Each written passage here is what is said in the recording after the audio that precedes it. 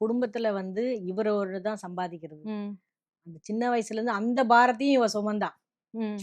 அதுதான் எங்களுக்கு. அதுவும் ஸ்கூலுக்கும் போவா, ப்ரோகிராம் போவா. ஆனா ம். ஒரு நாள் கூட அம்மா என்னால முடியலன்னு சொல்ல மாட்டா. கடைசி வரைக்கும் இருந்துட்டு எத்தன மணினாலும் அவ பாடிட்டு ம். கரெக்ட்டா வந்துருவா அது. எங்களுக்கு அந்த சப்போர்ட் இவ அதிகமா குடுத்தா. ம். இப்ப இது ஒரே நாள் சம்பாதிக்கும்போது எங்களுக்கு இன்னும் மகிழ்ச்சி தாங்க முடியல. இன்னும் இந்த அளவுக்கு நம்ம இந்த அளவுக்கு நாங்க பார்த்தது கிடையாதுன்னு. எனக்கு ரொம்ப அது சொல்ல முடியல. வார்த்தைகள் இல்ல. புரியுது. அஸ் அ டாட்டரா வந்து அப்பா, அம்மாக்கு இது ஒரு விஷயம் நான் செய்வேன். நான் சம்பாரிச்சு ஒரு விஷயம் செய்வேன். அப்படின்னு எல்லா டாட்டருக்குமே இருக்கும்ல. உங்களுக்கு என்ன இருந்தது? லைக் ஒரு அமௌண்ட் வந்ததுக்கு அப்புறம் அந்த மாதிரி?